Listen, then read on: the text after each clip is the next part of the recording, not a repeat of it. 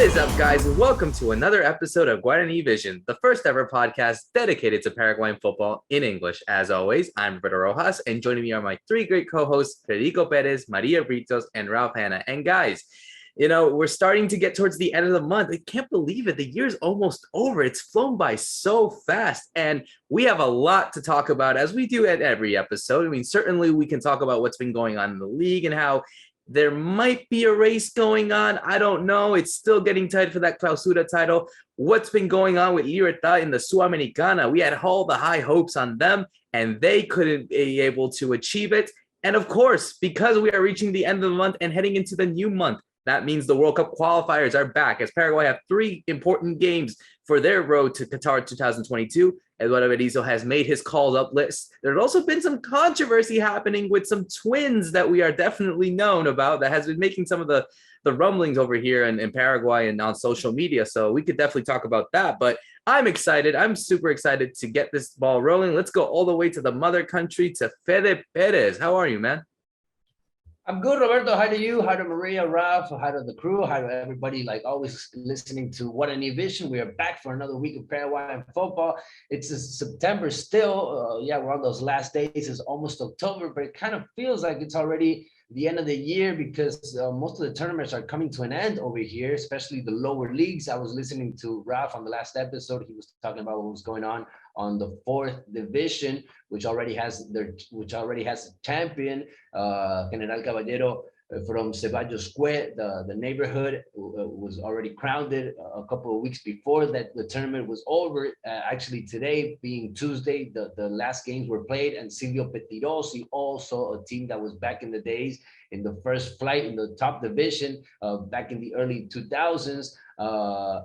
This team is also going to go and play in the third division. So most of the lower divisions are coming to an end before the summer hits over here, because it's kind of hard to play during the day when you have really hot temperatures. So most of these tournaments end up now in between September, October. Even the second division, which already has their team, their champion, obviously General Caballero from Juan León Mallorquín, who actually blew it away from the first games to the last ones. I mean, this team made it big, not only to the first division, but also to the Sudamericana, which was the big prize for this second division team that was crowned champion. That happened just a couple of hours ago. So a lot of things are going on in the Paraguayan football, not only on the first division, but also on the lower leagues. Just wanted to throw this out there on the introduction. We're obviously going to talk about the national team. We're going to have Sudamericana talk, and we have so many topics ahead of us. So it's great to be with everybody, like always, Roberto. It is always good to be great. And I think it's also great to be a Arsenal fan that obviously is apparently red over the weekend. And there's a little joke that I like to say to Ralph here that, ever since I started working for NBC Sports, which was only 3 weeks ago, Arsenal have won every single game. So by that logic, Ralph, I'm usually there every weekend. So I think it's time to say maybe to celebrate the Premier League title. Why not? This is surely not a coincidence. That's it, Roberto. Don't do anything bad at work. Keep the job. Keep working hard, and Arsenal keep winning. There seems to be some kind of Kabbalah, as they say in Spanish, right? That you're some good luck charm. So keep that going. Hi everybody, good to be here. Yeah, a lot to talk about. Fede kind of put the pun in there of Silvio Petirosi going in the next flight, because Silvio Petirosi, of course, was a famous aviator in Paraguay. Actually, not just the club is named after him, but also the main international airport there in Asunción Luque. So there you go. Nice pun there. And another really important game that we had, I think it was yesterday, as we record, was in the women's football between Sol de America and Capiatá, because they had to decide who was officially the vice champion. Cerro obviously won both leagues, so Cerro were the absolute champion. They needed that. Why? Because that determined where they go in the seeding in the Copa Libertadores. Both teams were already qualified. It was just a case of who becomes Paraguay 2 and who becomes Paraguay 3. And in the end, Sol de America won after a penalty shootout. So they're Paraguay 2. Capiatá, Paraguay 3. Obviously, Cerro are number 1. And that tournament's going to be played in Asunción. The women's Libertadores is not played like the men's. It's not played, home and away across the whole continent. This is all in one location, a bit like it was a World Cup or something. So it's going to be in Asunción in November, I think, if I remember correctly. Oh, that's fascinating. That's an amazing stuff. And obviously, congrats to Cerro Porteño for winning the league title over there in women's football. And, heading into Maria on this one, I think, I was focusing on the Champions League today. Obviously, a big shock at the time of recording of FC Sheriff, a team from Moldova, defeating Real Madrid at the Santiago Bernabeu. But I was kind of focused on what's been going on at PSG Manchester City, where a certain Argentine scored his first goal for his new club. And now I'm thinking to myself, oh no, what is this guy going to do next week? Because next week he is going to our motherland as we head into World Cup qualifying, which I'm sure everyone is excited about anyway. Well, a certain someone in this podcast is going to be visiting and watching the game in person. So looking at you, Fede, I'm very jealous. I'm sure it'll be such an amazing time to watch not just Paraguay, but the great of all time, Messi. He had an amazing goal today, and finally his first one for PSG. I don't know if you guys know, but I'm sort of a Messi fan, excuse me. So yeah, it was great to see that, and hopefully, he doesn't do that to Paraguay next week. But I see that Paraguay is already warming up to the next qualifiers, and I'm looking forward to seeing better results this time. And we finally have our main guy, Miggy Almiron, back. That's exciting as well, and hopefully he does very good in the field and in the pitch, and gives us something to hope for in the next qualifiers. Well, definitely. I could say the same thing about Messi, but I wish for all of my heart that he does lose badly next week in Asunción. So no hard feeling, Leo, if you're listening to this, but gotta support the motherland. And it's getting exciting. And here we'll shift into our first segment as we talk about the call-ups that Eduardo Berizzo has made for these 3 games. Obviously, as per custom, he likes to make the call-ups of the players that are playing abroad. And looking at the players that we had kind of mentioned before, Maria, you had mentioned, yes, Miggy Almiron is back. We believe that this is because of what had been going on last month with all the controversy of the players not being able to go to South America or even across the world during these qualifiers because of restrictions. My guess is that the Premier League and all these other leagues have found solutions so that they're able to go to these games.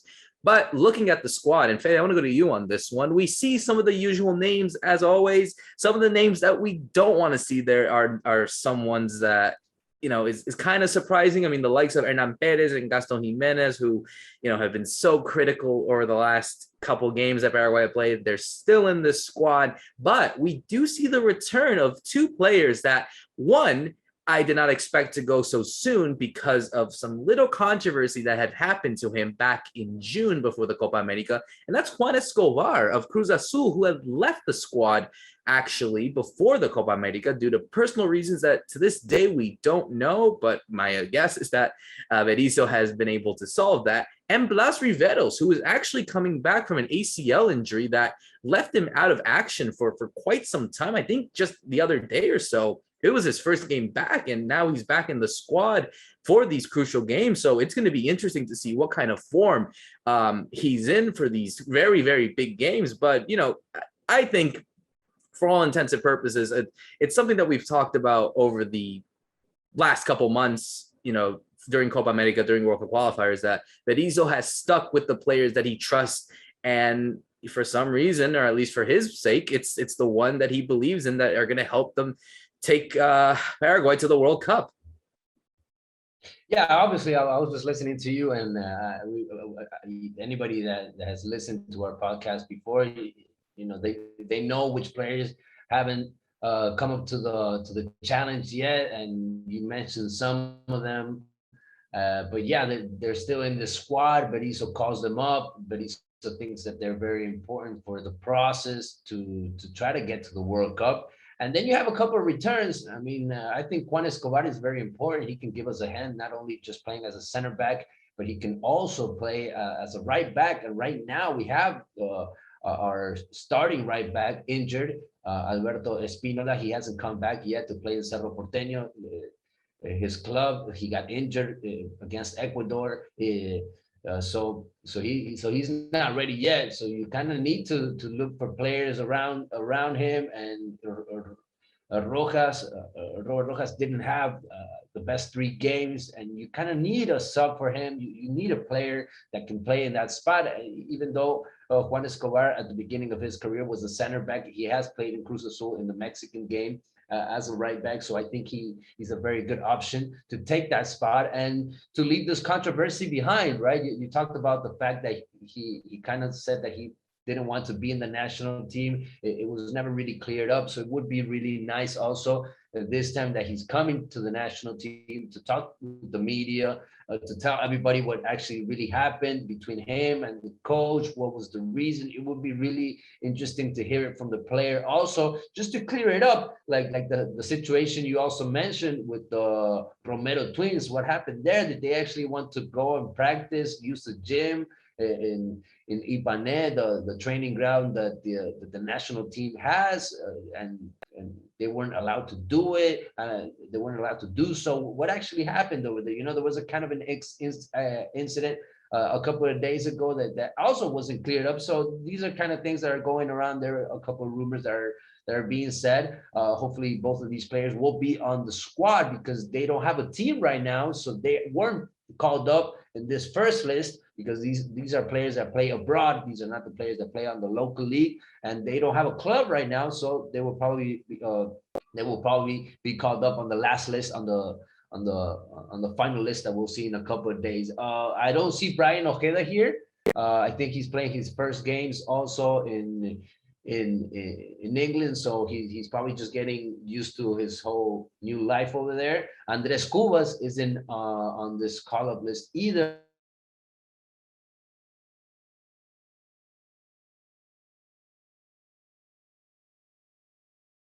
And Robert Pires da Mota, which I think of. I don't think any of these three names are very important to the way that we're playing lately. Neither of these 3 names are on the starting team lately. But I do think that Miguel Almiron coming back is very important. I kind of missed him on the last games, but the return that really hits me the most is Carlos Gonzalez, because we need a striker, and what I loved what I saw from him in Copa America, and I think the number 9, the center forward, is still up for grabs, for anybody. And Carlos Gonzalez has been one of the best forwards that we've seen during Berizzo's era. So I'm hoping that Carlos Gonzalez can come back in this team and really be the guy that gives us the goals against really tough teams that we have to go up against. You were talking about Messi coming to Paraguay. That's going to be a revolution. Everybody wants to see Messi. Everybody wants to be around Messi, especially everything that's been going on lately with him going to Paris and making it to the French capital and playing already, scoring his first goal. So, and it could be the last time we see him over here in Paraguay also, because you don't know that maybe this is going to be the last time that fans are going to have the opportunity to see him here in action, playing in Defensores del Chaco. I've had the opportunity to do it before, see him lose against Paraguay when Tata Martino was our coach. Then I saw him winning a couple of times. Also, I've seen the best and the worst from Lionel Messi here playing against us, and I've also seen the nicest side of him, the human side after a game, taking a picture with him, that humble side that he also has. And I hope that people can actually enjoy one of the best football players in history that's going to probably be here for the last time. And hopefully he'll probably leave Paraguay very sad on his private jet, because we're probably going to beat his team. Hopefully we do that. We need a big win, don't we? And it would be beautiful to beat the last champion of America. That's what Argentina is right now. They won the last Copa America, and they are one of the best teams in South America. Yeah, that's right. I mean, it's a very difficult team to take on. Just quickly, when I look down the squad list of Argentina, like, okay, I know the difficulties that Messi is going to cause us, but a player that has always given Paraguay trouble in recent games is Angel Di Maria. He's always played very well in the matches against Paraguay, and he is also on that list. So that's another player to watch out for. I think taking Fede's point about some of the people that are missing from the squad and then who's come back with Almiron and Gonzalez, Riveros, Escobar, I feel this is a stronger squad than last time around. You know, the players you're missing, to Fede's point, are not huge losses, and the ones that are coming in are going to really make a difference. We also have, I think, a positive from somebody like Alderete, who's had a good start at Valencia. He's playing well. That should give a bit of, confidence, I suppose, going into this match. When you're playing in a top league in Europe and you're having good games, then you won't feel as overwhelmed against this kind of opposition. One player that is struggling a bit. Who are you going to take out of there, Ralph? You're going to take Gomez. You're going to take Junior Alonso. They're playing semifinals of the Libertadores again for another year. Who are you going to take out of the team? No, I would have Alderete in there ahead of Alonso. Really, I think Alderete has been very strong. Gomez is Gomez. Yeah, we'll keep him in.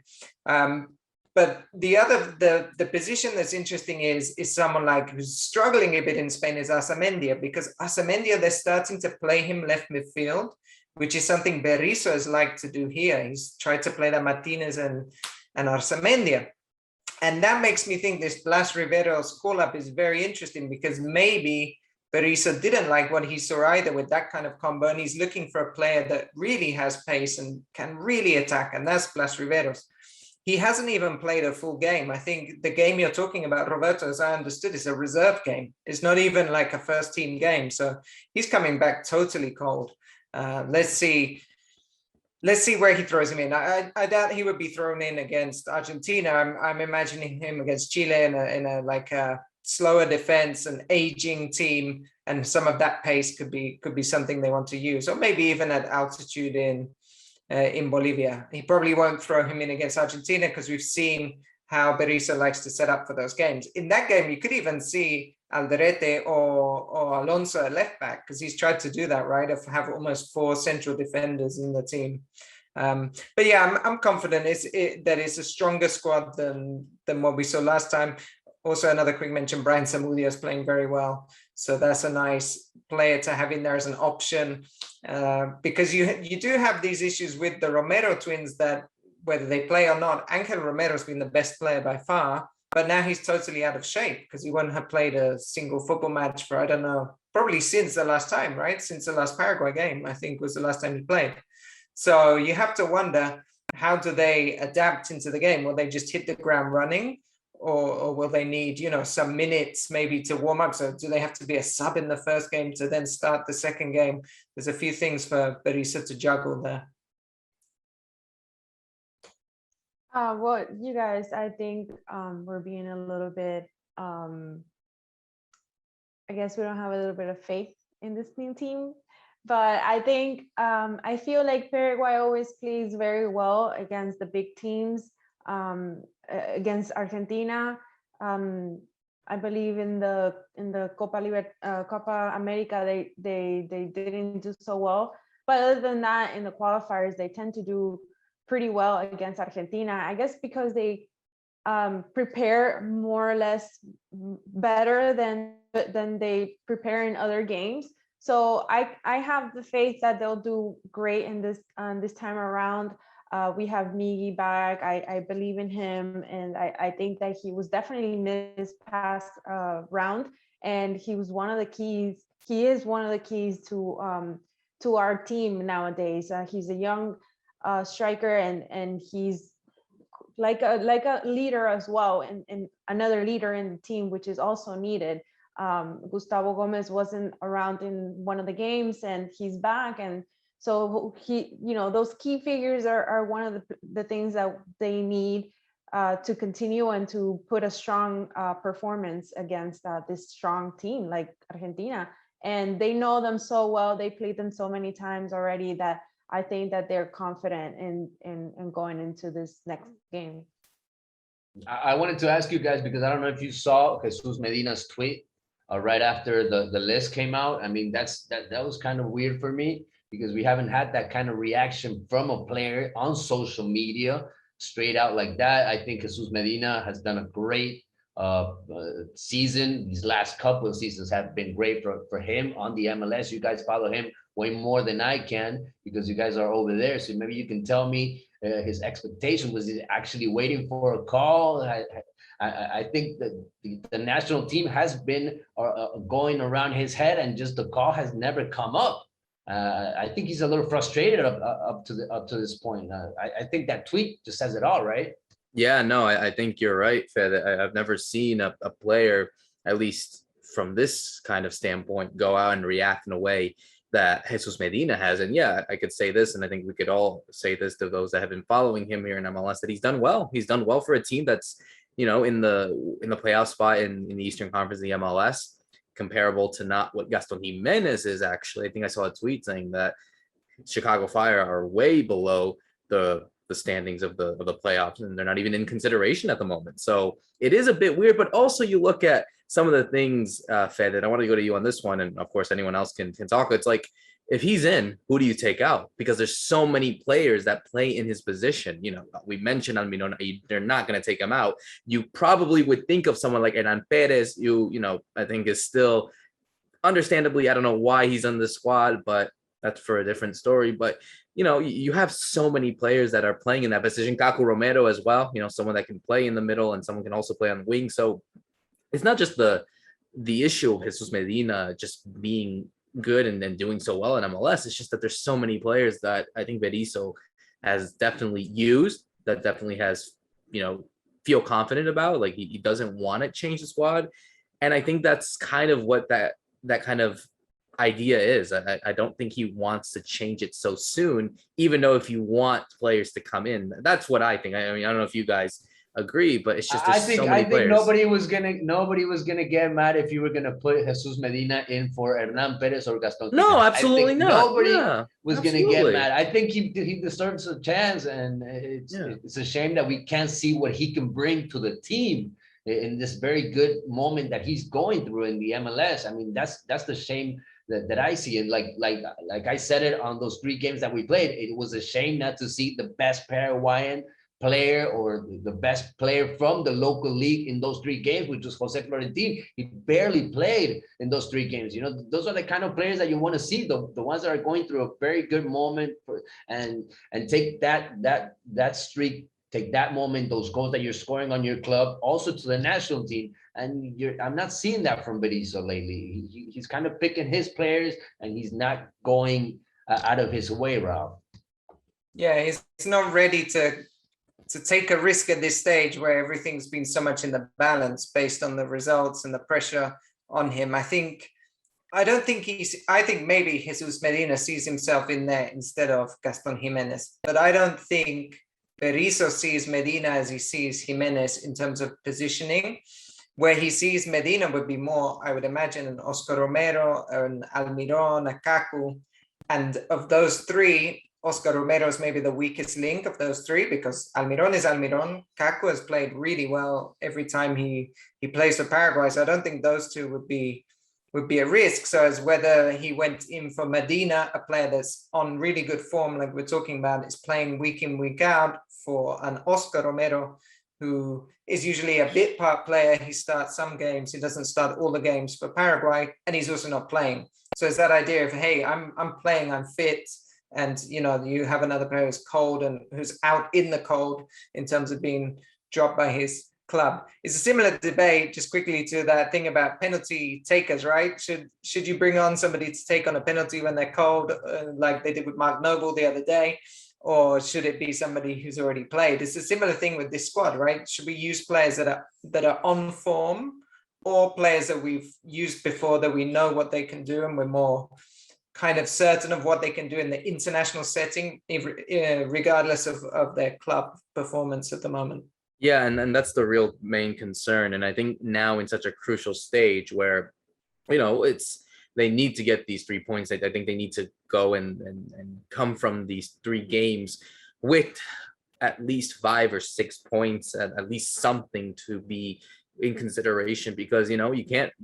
Obviously you should never have to go into a game where you don't want to lose, but I think now at the halfway stage, it's like every single game is important. Doesn't matter where you play. The fact that you can get as many points as you can is important, because that's what's going to take you to the World Cup or not. And I think that Berizzo wants that from the players that he's already used for so long, that he doesn't want to change it. And as much as maybe fans who obviously are very, very critical of Berizzo, and rightly so, I think they just need to see what comes from this squad, and that if Berizzo has that confidence in the players, and we've spoken about this already, then it's all up to him, really, and he'll take the blame if it all goes wrong anyway. Right, Maria? Yeah, I just wanted to add to that. If you have why not test it out? If you have Medina and you have that's not been called up, at least give him the chance. You call so many other players and you don't give him a chance. Test it out. That's what they're for. It's really not hard to do. I don't know what Berizzo is thinking about, but you have all these players that you're calling up, but you're only using your certain amount of players. At some point they're gonna be tired, they're gonna injuries happen, and then you don't know what to do because you never testing the other players. No, that's the thing too. It's like, but even then, like at this crucial stage, it's almost as if you can't really test it out. Yes, I understand what you're saying. I think it's perfectly fine for that to do it, but at this stage, he's like, I'm thinking and assuming that he's trying to maintain his stubborn approach and really go for the players that he knows can go and win these games, because I think that's ultimately the main goal in all of this. But we'll definitely talk about this obviously next week when we talk of our World Cup qualifiers. Obviously, we'll be talking to some of the experts from the countries that we'll be facing on. So stay tuned to that as we move into our second section of the day and talk about what's been going on to another Paraguayan squad who went to Brazil and did not find their feet. It was Libertad who went all the way to Bragança Paulista in Brazil, in the state of Sao Paulo, to take on Red Bull Bragantino, and they fell right flat on their face, losing 2-0 on the day.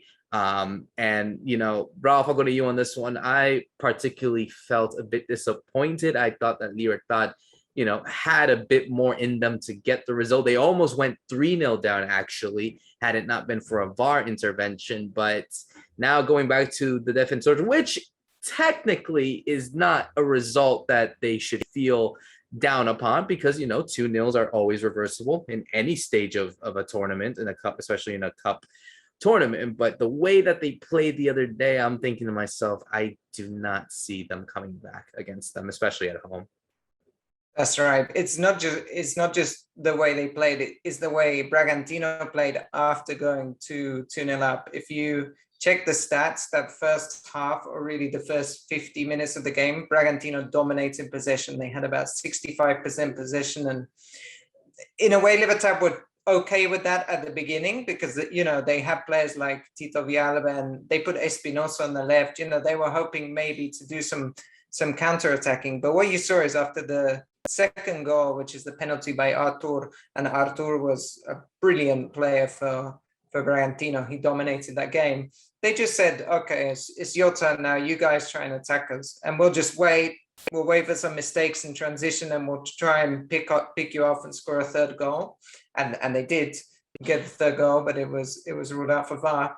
But really, at no point could Libertad do anything. They gifted them possession pretty much for the second half. Bragantino to Libertad, and Libertad had no answers. Garnero, it's really hard with Garnero, because sometimes you criticize him because he has this embarrassment of riches, which is this amazing Libertad side, because he decided to go with Sebastian Ferreira on his own up front.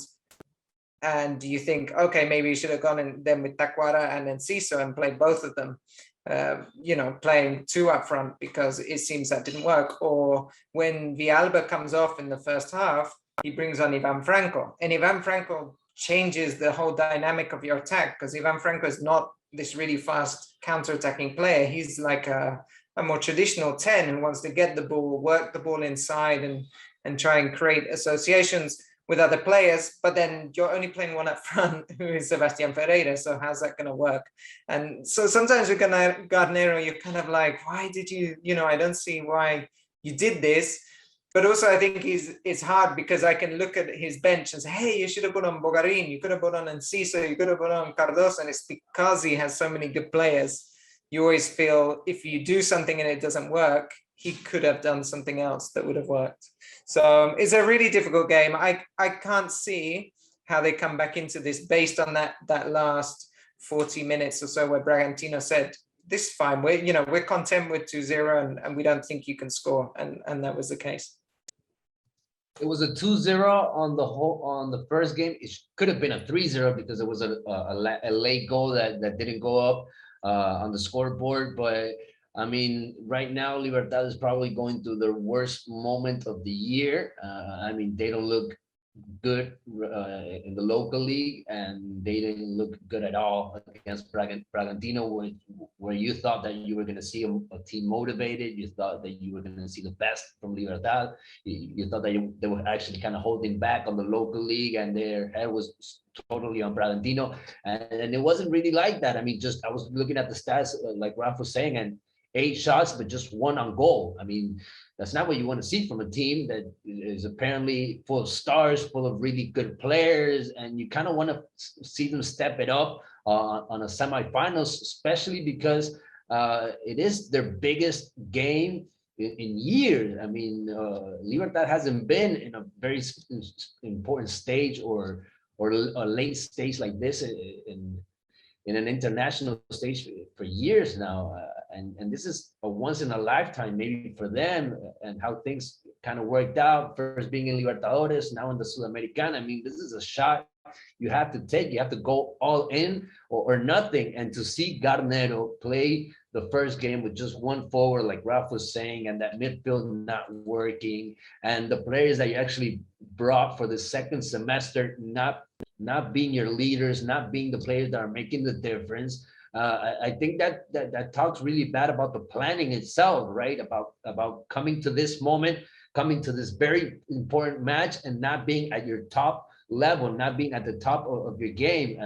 That doesn't speak very well of Garnero and his crew. Libertad showed their best game during the Apertura, during the first half of the year, and they just haven't evolved into a better team, unfortunately. And right now, the best player in Libertad is Hugo Martinez, and this is a player that has come from the base. I mean, this is a player that has come from the youth leagues, and this is not one of your stars that you brought from the outside. I mean, they brought a player from the Chilean national team, and he's barely played, just to mention Diaz in the midfield. I mean, he played the first Sudamericana game, and then we never saw him again. Maybe you're not hiring correctly, and you're not getting the best out of some players. I have not liked what I've seen from Mayada in these last couple of games. Villalba, who was being very important for this team, unfortunately left the game injured against Bragantino on Brazil, so we'll see if he's fit for this second game. And then you have the player selection that Garnero is going to have to make for this last game. Hopefully see the most offensive team that he can put in there, and hopefully the players step it up, because Libertad has a huge budget and they can definitely beat Bragantino, but maybe they just need to take the Red Bull out before the game and try a little bit more, because this team is not up to the Red Bull Bragantino level right now. They definitely need some wings, and they need to be cruising as best as they can for the entire 90 minutes and get those goals. But before we close it out, guys, I just want to get your quick predictions. I don't see Libertad qualifying, unfortunately. I think their dream of the Sudamericana ends here. What do you guys think? You guys want to go in order, or don't go so quickly? But I just want your thoughts. Ladies first. There you go, Maria. Maria, do you see Libertad with any chance? Well, I think I mirror your opinion there, Roberto and Fede. You know, Libertad is just there's so much that not just Libertad needs to do, but the entire division in Paraguay. in order to compete internationally and actually make it far enough, either to the finals or to actually win the competition. You know, the Libertadores is just one of the Sudamericana is right under it. So Libertad, I think, have come very close, and I think that they can definitely do it if in the next couple of years. But they need more work, and that's definitely something that we're probably gonna have to have an entire episode to talk about. See what they can do better. But yeah, I unfortunately, although they'll be home, I don't think that they'll be able to qualify as well. So hopefully next year. Yeah, I think Bragantino have usually a pretty poor defense. You know, if you look at their defensive record, it's not very good. So assuming Libertad are going to go for it because they have to, you could see Libertad scoring. But what we've seen is with Bragantino in most of those away legs in the Sudamericana, I think they've always managed to score. So that means what they need to score 4 goals, Libertad. Wow, I can't see that happening. So unfortunately, I think it ends another semi-final defeat. They can't quite get to that final. So you would still have, remember, Olimpia and Nacional, the 2 teams that have made finals, the 2 Paraguayan teams. So, you know, their kind of quest to become that 3rd team to do it, I think will not end victoriously in this case. I think Libertad's gonna give up a fight. I think they're gonna play the game of their lives, just because it's on stake for these players. Maybe it could be the last chance even for some of them in their career to play a big game like this in the South American game. So I do think they're gonna give up a fight. I also share Ralph's thought on the counter attack and, you know, the damage that this Brazilian team can do to you, especially Arthur, their star. I mean, this is a player that, I mean, European caliber. I mean, this guy's not going to be around here for much longer. He's going to leave soon. But I hope that maybe we can have penalties. I hope that Libertad can level it up somehow, and maybe we can have penalties. But I do think that Bragantino has a big chance of getting a couple of really good chances on the counter attack, and that could kill the series for Libertad and just leave them hopeless. It would be a really sad end to a team that a lot of people really had high hopes about, but unfortunately it's that hump that you said, Ralph, that they just can't get over. And, you know, maybe it's a mental thing, maybe it's something else, but, you know, it's something that they have to really learn from heading into next year. And then now moving into, obviously, we spoke at the beginning of the show about how we're heading towards the end of the year, which typically means the end of championships. Looking into the Clausura real quick, we saw Guarani drop points for the first time this season, losing to Sudamericana, actually, literally 24 hours ago. So, Ralph, I mean, I'll go to you on this one because, you know, we spoke about how, you know, Cerro Porteño also lost on the weekend as well. So we're kind of still in the same position that we were last time around, but with a 5-point gap. Do we see a title race going on? Do we see something happening? Because, like you had mentioned beforehand, we know what Roberto's teams are like when it comes to this point. Are we starting to see deja vu again, which means that maybe, just maybe, Cerro Porteño have a chance? It's incredible that it does seem to happen to Guarani, doesn't it? The second half of the season begin to drop off. Just before we talk about Sudamericana beating Guarani, so Luqueño beat Cerro before that. So Cerro felt they had missed their chance. In theory, Guarani are in a better position this week than they were last week because there's less games to play, so there's less chances for Cerro to make up those 5 points. But it does still keep you very close. They just need one slip up, Guarani, knowing that Cerro and Guarani play each other at the very end of the season. So there's still that, you know, there's still that faint possibility. But let's talk about the 2 teams that won. I mean, Luqueño, I think, are actually equal points with Cerro, and Sudamericana are 1 behind or something like that.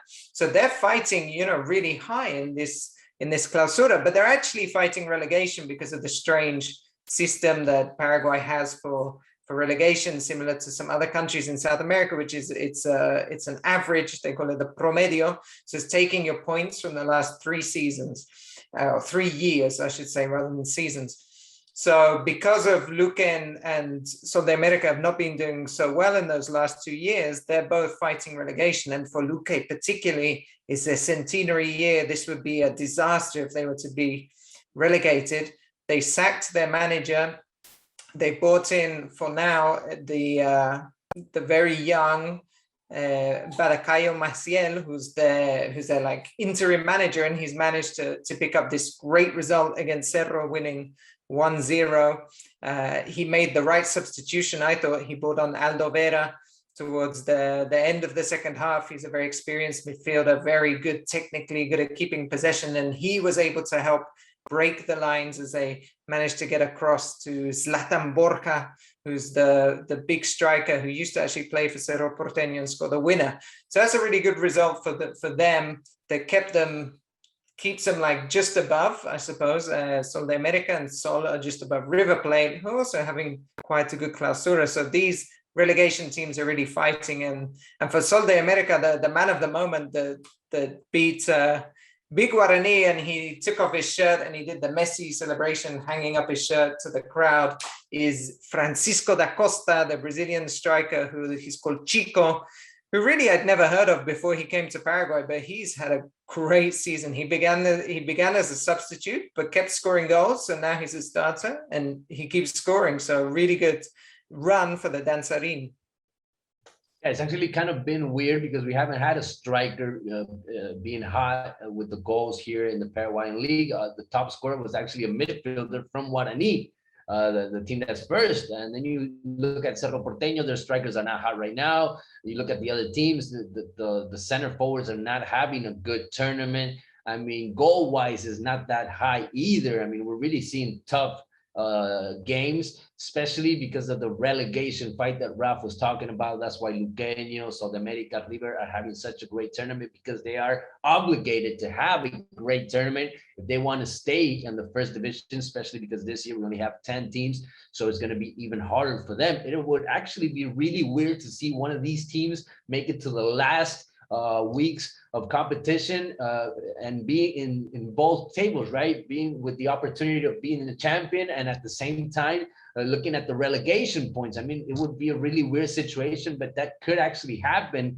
in the Paraguayan game, especially in this clausura, because they're having a weird year. I mean, Libertad is down there. They're not fighting it. They were the champions in the Apertura, but they have no chance in this clausura. Olimpia is dead last still. Cerro Porteño is fighting it, but they don't look so tough right now. They look like they're still dealing with the players that they kind of lost halfway through the year. You know, it could be a tournament where you kind of see a surprise, especially if Guarani does not repeat what they did on the first round of games. They had it way too easy. In my eyes, they don't have that much depth in their roster right now. They usually use around 13 players, not much more than that. So if they stop winning, the Guarani is not only going to have to worry about Cerro Porteño, but they could start worrying about Luqueño, Sudamericana, teams that are starting to catch up. Also, the title race could kind of get tight in this last 8 games. That's what we have ahead of us.